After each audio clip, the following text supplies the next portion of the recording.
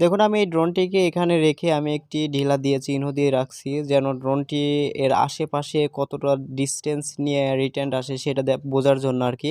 So এখন আমি ড্রোনটি arm mood করলাম। আর্ম মুড কিন্তু আমি এখান থেকে করছি, আমার ড্রোনটি কিন্তু এখানেই ফিরে আসবে আশা করা যায়। তো আমি জাস্ট স্টেবল মোড দিয়ে একটু দূরে পাঠাই। স্টেবল মোডে একটু দূরে পাঠানোর পরে আমি আরটিএল মোডটি চালু করে দেবো, আপনাদেরকে দেখিয়ে দিচ্ছি।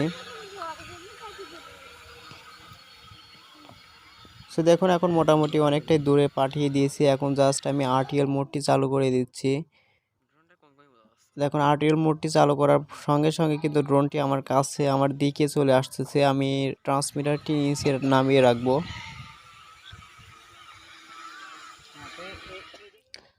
ড্রোনটি কিন্তু আমার সোজা একদম উপরে চলে আসছে, আপনারা দেখতে পাচ্ছেন। আর আমি যে নিচে দেখুন ট্রান্সমিটারটি কিন্তু রেখে দিয়েছি। ড্রোনটি কিন্তু অটোমেটিক এখন ল্যান্ড করতেছে।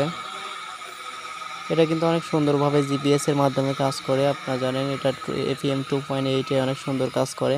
সো দেখুন এখন কিন্তু ড্রোনটি খুব সুন্দরভাবেই কিন্তু ল্যান্ড করতেছে। এবং দেখুন আমরা যে চিহ্নটি দিয়েছিলাম তার একদম নিকটে যেখান থেকে ফ্লাই করেছি সেখানে কিন্তু ফিরে এসেছে।